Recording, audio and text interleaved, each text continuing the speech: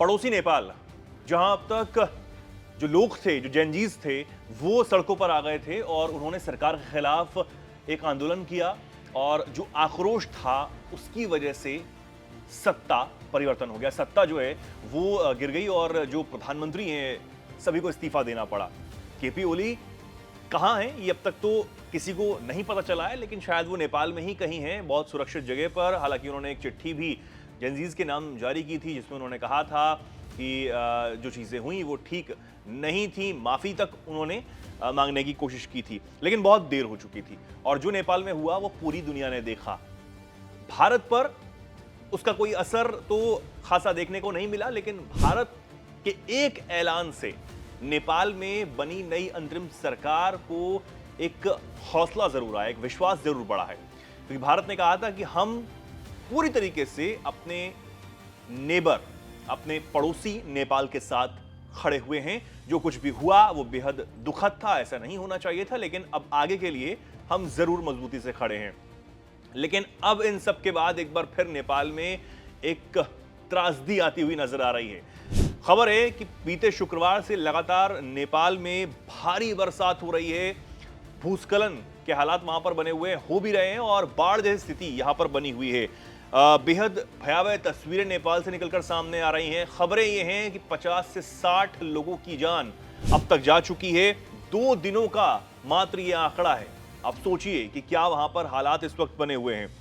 कई लोग इस भारी बारिश की वजह से लापता भी हो गए हैं, उनको ढूंढा जा रहा है। कई लोग जो ऐसी जगहों पर रह रहे थे जहां से निकल पाना बहुत ज्यादा उनके लिए मुश्किल हो रहा है, उनको अब बचाने का काम जो है वो लगातार किया जा रहा है। रेस्क्यू ऑपरेशन लगातार वहां चलाए जा रहे हैं। मीडिया रिपोर्ट्स की अगर माने तो सबसे ज्यादा नुकसान नेपाल के पूर्वी नेपाल के इलाम में हुआ है, जहां लैंडस्लाइड से एक साथ 30 से ज्यादा लोगों की जान चली गई। बड़ा आंकड़ा है। और हालांकि अभी भी नेपाल में जो हालात हैं वो सुधरते हुए नजर नहीं आ रहे हैं। भारी बारिश अभी भी वहां पर हो रही है और इसको लेकर अब भारत की तरफ से बयान सामने आ गया, एक बहुत बड़ा बयान, जिससे नेपाल की चिंता जो है वो आने वाले समय में कम हो सकती है। भारत की तरफ से जो बयान सामने आया है उसको भी जरा हम आपको बता दें। दरअसल जो भूस्खलन नेपाल में हो रहा है, जो भारी बरसात हो रही है, उसको लेकर प्रधानमंत्री नरेंद्र मोदी ने हर संभव मदद पड़ोसी देश नेपाल को देने की बात कह दी है। अब से कुछ देर पहले प्रधानमंत्री ने सोशल मीडिया प्लेटफॉर्म एक्स पर एक पोस्ट किया और उन्होंने लिखा, नेपाल में भारी बरसात से हुई जनहानि और क्षति दुखद है। इस कठिन समय में हम नेपाल की जनता और सरकार के साथ हैं। एक मित्रवत पड़ोसी और प्रथम प्रतिक्रिया दाता के रूप में भारत हर संभव सहायता प्रदान करने के लिए प्रतिबद्ध है। उन्होंने अपना पोस्ट अंग्रेजी में किया था और हमने आपको इसका हिंदी जो अनुवाद है वो बताया है। तो ये पोस्ट उनकी तरफ से किया गया है। नेपाल में अब तक क्या कुछ हुआ है और क्या कुछ चल रहा है और भी हम जान लेते हैं। दरअसल नेपाल की तस्वीरें आप देख ही रहे हैं, लेकिन बारिश के लंबे मौसम से ज्यादा यहां पर नुकसान हुआ है। हर साल हालांकि जून से सितंबर के बीच बरसात यहां पर होती है, लेकिन इस बार बारिश का जो मौसम है वो देर तक चला है। सितंबर जो है वो खत्म हो गया है, अक्टूबर जारी है, लेकिन अभी भी भारी बरसात जो है वहां पर रुक नहीं रही है, जिससे नुकसान लगातार और हो रहा है। एक्सपर्ट्स ये कह रहे हैं कि जलवायु परिवर्तन की वजह से बाढ़ और जो भूस्खलन की स्थिति है उसकी जो घटनाएं हैं वो यहां पर बढ़ गई हैं और यही एक सबसे बड़ा कारण बताया जा रहा है।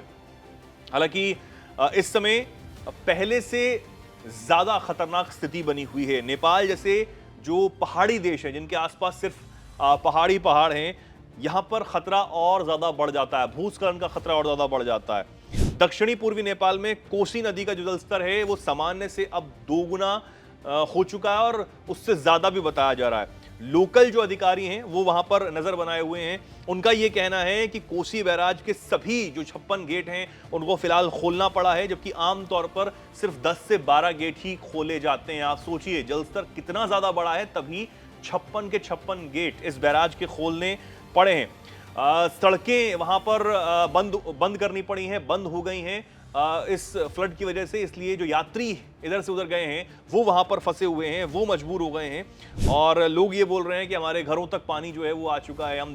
हमने भी अभी 1-2 महीने पहले ही जो स्थिति हमारे पंजाब वाले इलाके में हुई, अभी भी कई जगह जो स्थिति खराब बनी हुई है। दार्जिलिंग वाले इलाके से लगातार जो खबरें हैं सामने आ रही हैं, भूस्खलन वहां पर हुआ है, कई लोगों की जान उससे गई है।